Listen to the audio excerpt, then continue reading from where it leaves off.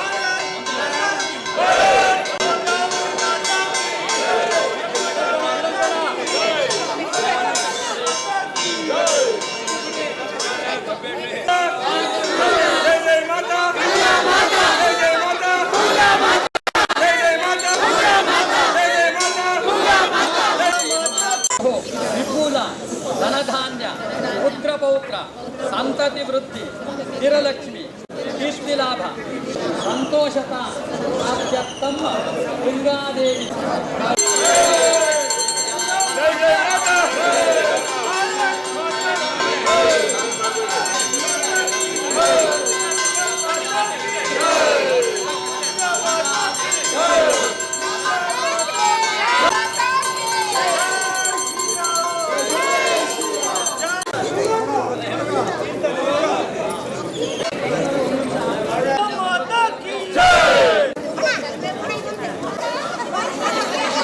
ಶಿವಮೊಗ್ಗದ ತುಂಗೆ ತುಂಬಿ ಹರಿತಾ ಇದ್ದಾಳೆ.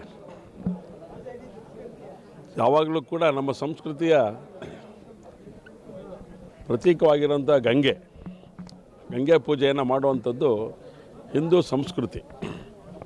ಈ ಹಿಂದೂ ಸಂಸ್ಕೃತಿಗೆ ಅನುಗುಣವಾಗಿ ನಾವೆಲ್ಲರೂ ಒಟ್ಟಿಗೆ ಸೇರಿ ಭಾರತೀಯ ಜನತಾ ಪಾರ್ಟಿಯ ಎಲ್ಲ ಕಾರ್ಯಕರ್ತರು ಒಟ್ಟಿಗೆ ಸೇರಿ ಜಿಲ್ಲಾಧ್ಯಕ್ಷರು, ನಗರ ಅಧ್ಯಕ್ಷರು, ಸೂಡ ಅಧ್ಯಕ್ಷಗಳಾಗಿ ಜವಾಬ್ದಾರಿ ನಿರ್ವಹಣೆ ಮಾಡಿದಂಥವರು, ಎಲ್ಲ ಪ್ರಧಾನ ಕಾರ್ಯದರ್ಶಿಗಳು, ಹೀಗೆ ಎಲ್ಲ ಕಾರ್ಯಕರ್ತರ ಒಟ್ಟಿಗೆ ಸೇರಿ ಇವತ್ತು ಗಂಗೆ ಪೂಜೆಯನ್ನು ನಾವು ಮಾಡಿದ್ದೇವೆ. ತುಂಗೆಗೆ ನಮ್ಮ ಭಾವನೆಗಳನ್ನು ಸಮರ್ಪಣೆ ಮಾಡಿದ್ದೇವೆ. ತುಂಗೆ ಹರಿತಾ ಇರುವಂಥ ಈ ಜಾಗ ಪವಿತ್ರವಾದಂಥ ಜಾಗ. ಪವಿತ್ರ ನದಿಯನ್ನು ಆರಾಧನೆ ಮಾಡುವಂಥದ್ದು ನಮ್ಮ ಹಿಂದೂ ಧರ್ಮದ ಸಾಂಸ್ಕೃತಿಕ ಪ್ರತೀಕ. ಆ ಹಿನ್ನೆಲೆಯಲ್ಲಿ ಪ್ರತಿ ವರ್ಷದಂತೆ ಈ ವರ್ಷವೂ ಕೂಡ ಈ ಪೂಜೆಯನ್ನು ನಾವು ಮಾಡಿದ್ದೇವೆ.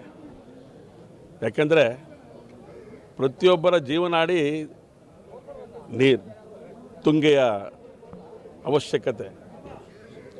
ಜೀವನಾಡಿ ಉಳಿಬೇಕು ಅಂತ ಹೇಳಿದ್ರೆ ತುಂಗೆ ಹರಿಬೇಕು ಚೆನ್ನಾಗಿ.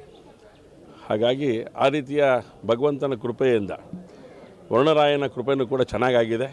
ಶಿವಮೊಗ್ಗ ಜಿಲ್ಲೆಯಲ್ಲಿ ರೈತರಿಗೆ ವಿಶೇಷವಾಗಿ ಬೇಕಾಗಿರುವಂಥ ಸಮೃದ್ಧಿಯ ಬೆಳೆಗೆ ಬೇಕಾಗಿರುವಂಥ ಈ ಒಂದು ಮಳೆ ಅತ್ಯಂತ ಸಂತೋಷದಿಂದ ಇವತ್ತು ರೈತ ಇರೋ ಹಾಗೆ ಮಾಡಿದೆ ಮಳೆ.